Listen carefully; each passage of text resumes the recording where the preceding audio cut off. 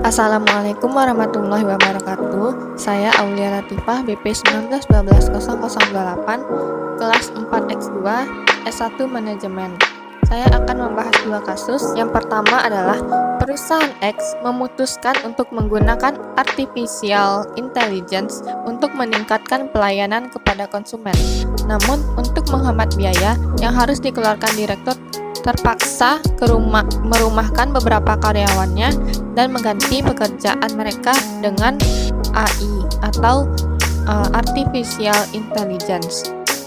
Agar tidak terlalu banyak karyawan yang dirumahkan, tentunya dibutuhkan desain ulang pekerjaan. Bagaimana menurut Anda desain pekerjaan yang terbaik agar AI dapat digunakan dan meminimalkan jumlah karyawan yang dirumahkan? AI atau Artificial Intelligence merupakan sistem komputer yang bisa melakukan pekerjaan-pekerjaan yang umumnya memerlukan tenaga manusia atau kecerdasan manusia untuk menyelesaikan pekerjaan tersebut. Rancangan pekerjaan adalah suatu alat untuk memotivasi dan memberi tantangan pada karyawan.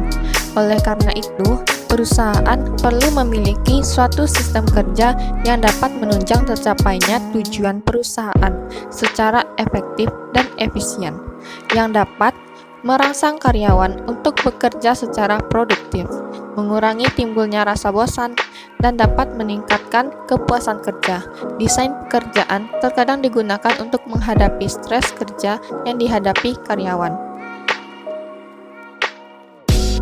Alasan yang mendorong perusahaan menerapkan AI adalah karena teknologi ini bisa memberikan pengalaman pengguna yang lebih baik, membuat perusahaan lebih kompetitif, meningkatkan laba perusahaan, akselerasi laju inovasi, dan pekerjaan lebih produktif. Beberapa keuntungannya yaitu mempercepat inovasi, meningkatkan produktivitas karyawan, dan meningkatkan daya saing perusahaan. Dengan adanya penerapan teknologi AI atau Artificial Intelligence dalam perusahaan atau bisnis, perusahaan tidak hanya dapat menerapkan kecerdasan buatan untuk meningkatkan penjualan, memperkirakan produk, tetapi juga memiliki karyawan terbaik yang berkembang bersama perusahaan. Baiklah, saya akan melanjutkan kasus kedua, yaitu perusahaan Y adalah perusahaan Amerika. Perusahaan ini baru saja mendirikan anak perusahaan di kota Z, salah satu kota di Indonesia. Perusahaan Y sangat menuntut karyawannya mampu melakukan inovasi dan berani mengambil resiko. Perusahaan juga menginginkan karyawan yang berani berkompetisi meskipun itu dengan rekan kerja sendiri. Untuk merayakan keberhasilan yang telah diperoleh perusahaan Y, tidak segan mengadakan perayaan dalam bentuk pesta dengan juga menyediakan minuman keras. Kota Z memiliki budaya kehidupan yang santai dan sifat kekeluargaan yang kuat.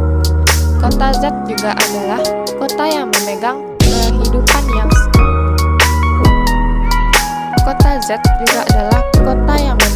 teguh syariat Islam. Bagaimana menurut Anda menempatkan kantor cabang perusahaan Y dan di kota Z ini?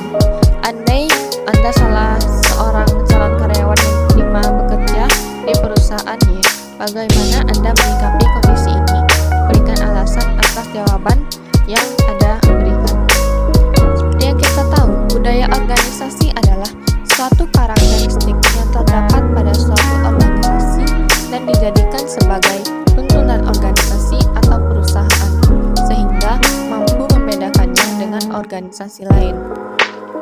Mengapa kita harus mengetahui pentingnya budaya perusahaan atau budaya organisasi?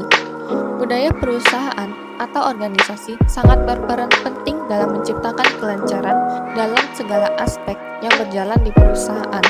Budaya perusahaan merupakan fondasi yang berisi norma-norma, nilai-nilai, cara kerja karyawan, dan kebiasaan yang bermuara pada kualitas kinerja organisasi, serta cara yang efektif untuk bisa menyesuaikan perkembangan zaman adalah membangun budaya perusahaan yang unggul. Dengan budaya perusahaan yang unggul dan tepat, perusahaan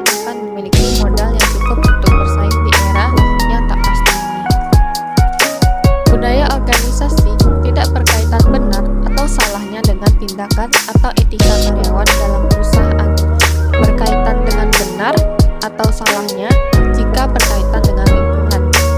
Dan juga budaya Indonesia tidak sama dengan budaya di luar negeri.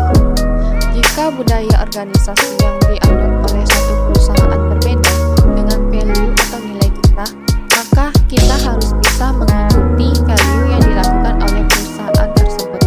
Tetapi jika kita tidak mengikuti value dari perusahaan tersebut, maka jalan satu-satunya adalah keluar dari perusahaan itu. Perusahaan tidak akan berjalan stabil karena tidak sesuai dengan sistem yang ada dalam satu negara, bahkan bisa mengalami kehancuran secara tidak langsung. Budaya organisasi yang bertolak belakang akan menimbulkan kekacauan secara bertahap karena tidak cocok secara langsung. Baiklah, itulah penjelasan dari kedua kasus tersebut. Apabila ada salah kata, mohon dimaafkan. Assalamualaikum warahmatullahi wabarakatuh.